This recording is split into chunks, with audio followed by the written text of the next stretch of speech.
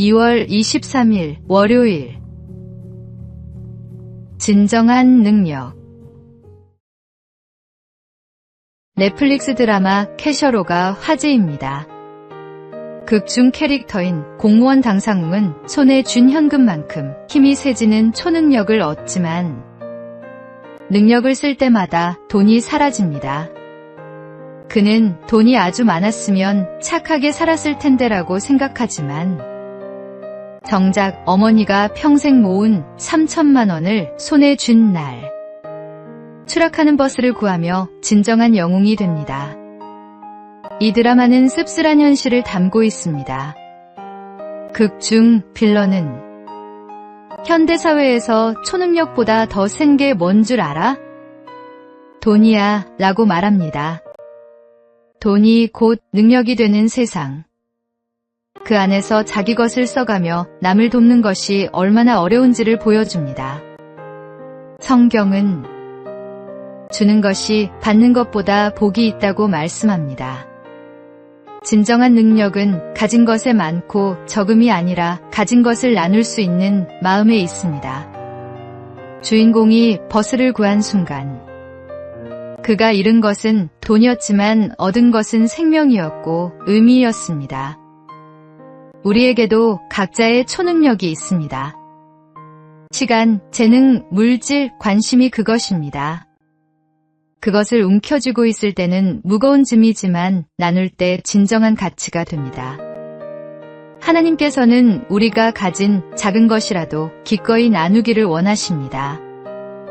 나누는 것, 그것이 진짜 능력입니다. 오늘의 말씀, 주는 것이 받는 것보다 복이 있다. 오늘의 만나, 가진 것을 나누는 일은 쉽지 않습니다. 하지만 그 순간 우리는 하나님의 사랑을 전하는 통로가 됩니다.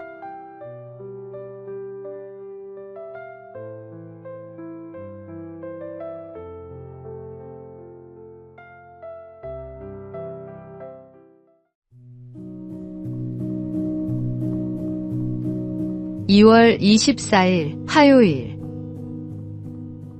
진정한 가치. 어느 날 장의차를 타고 가는데 앞에 쌀가마니처럼 보이는 짐을 가득 실은 트럭이 달려가고 있었습니다. 그런데 트럭이 덜컹거리는 바람에 가마니 하나가 땅에 툭 떨어졌습니다. 트럭이 그냥 달려가자 장의차 운전사는 차를 급히 세우고 그 가마니를 차에 실으려 했습니다. 그때 동네 사람들도 몰려 나왔습니다.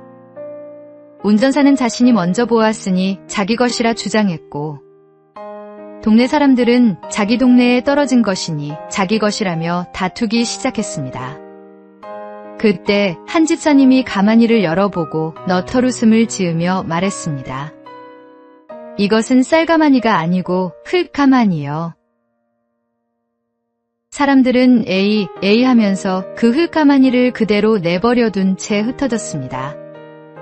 사람들은 무엇 때문에 싸우는지도 모른 채 열심히 다투며 살아갑니다. 욕심이 눈을 가리면 진정한 가치를 분별하지 못합니다. 선한 마음으로 차근히 노력하면 얻을 수 있는 것을 굳이 싸우며 얻으려는 것은 어리석은 일입니다. 우리는 분별 있는 그리스도인으로서 세상의 헛된 다툼에서 벗어나 진정한 가치를 추구해야 합니다.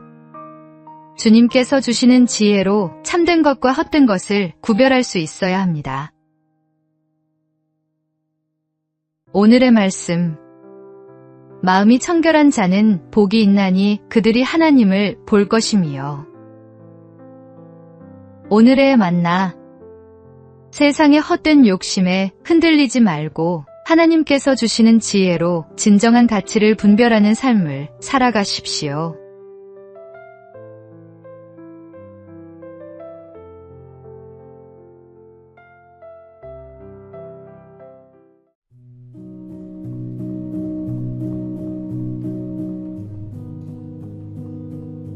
(2월 25일) 수요일. 사람을 보는 눈. 한 대학병원에 청소 담당 직원이 있었습니다. 그는 매일 새벽 병원 복도를 청소하며 환자들과 인사를 나눴습니다. 어느 날 한 교수가 그에게 물었습니다. 매일 환자들과 대화를 나누시는데 힘들지 않으세요? 그는 웃으며 답했습니다. 저는 환자분들을 환자로만 보지 않아요. 누군가의 부모님이고 자녀이고 친구예요. 그분들의 이야기를 들어주는 것만으로도 위로가 된다면 기쁩니다. 몇 년 후 그 교수는 큰 병에 걸려 입원했습니다. 어느 날 새벽, 청소 직원이 병실 문을 두드렸습니다. 교수님, 괜찮으세요? 오늘은 얼굴이 좀 안 좋아 보이시네요. 교수는 그제야 깨달았습니다. 자신은 환자들을 병명으로 대했지만 이 청소 직원은 사람들을 사람으로 대했다는 것을. 예수님께서는 서로 사랑하라고 말씀하셨습니다. 진정한 사랑은 상대방의 직함이나 위치가 아니라 그 사람 자체를 보는 것입니다. 우리는 사람을 만날 때 어떤 눈으로 바라봅니까? 이용할 수 있는 도구로 보는지, 아니면 존중해야 할 인격으로 보는지, 그 차이가 관계의 깊이를 결정합니다. 오늘의 말씀. 각각 자기보다 남을 낮게 여기고 각각 자기 일을 돌볼 뿐더러 또한 각각 다른 사람들의 일을 돌보아. 오늘의 만나. 오늘 만나는 사람을 직함이나 역할이 아닌 하나님의 형상으로 지음받은 귀한 존재로 바라보시기 바랍니다.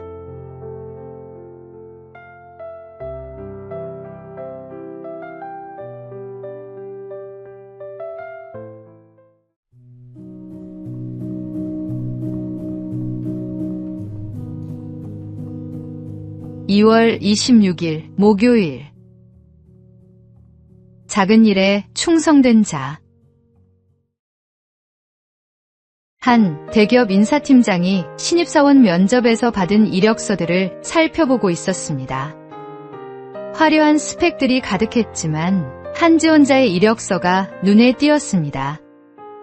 경력란에 편의점 야간 아르바이트 3년이라고 적혀 있었습니다. 면접장에서 팀장이 물었습니다. 편의점에서 3년이나 일했다고요? 지원자가 답했습니다. 대학 등록금을 벌기 위해 야간 근무를 했습니다. 처음엔 단순히 돈을 벌기 위해 시작했지만 어느 순간부터 제 일에 책임감을 느꼈습니다.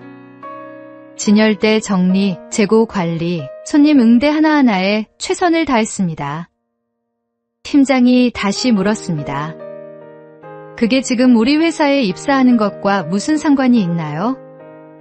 지원자는 담담히 대답했습니다. 작은 일에 충실하지 못한 사람이 큰 일을 맡을 수 있을까요?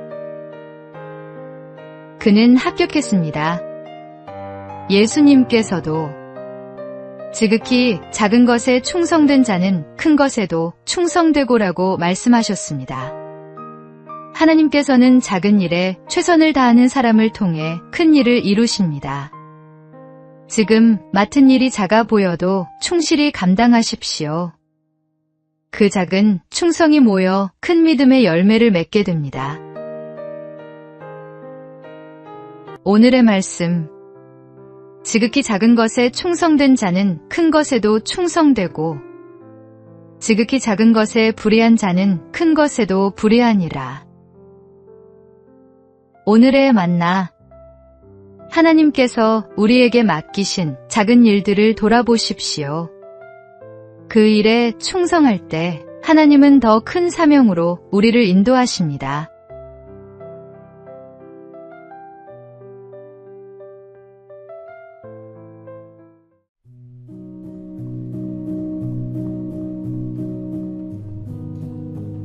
(2월 27일) 금요일.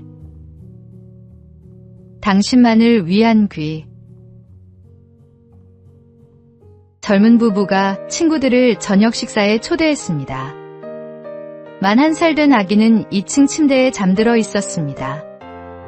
거실에서는 회사에서 있었던 일들을 나누며 즐거운 시간을 보내고 있었습니다. 떠들썩한 웃음과 음악 소리로 집안이 가득했습니다. 그런데 갑자기 젊은 여주인이 얘기하다 말고 자리에서 벌떡 일어나 2층으로 올라갔습니다.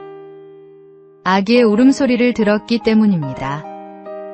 다른 사람들은 아무도 듣지 못했습니다. 모두가 이야기와 음악에 심취해 있었지만 어머니만은 달랐습니다. 어머니이기에 그 작은 울음소리를 들을 수 있었던 것입니다. 하나님도 마찬가지입니다.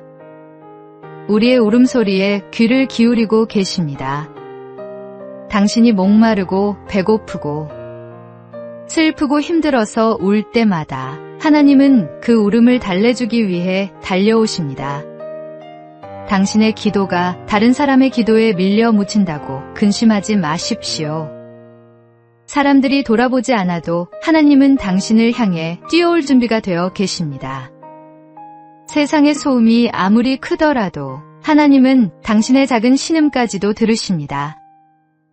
무엇이든 기도하십시오.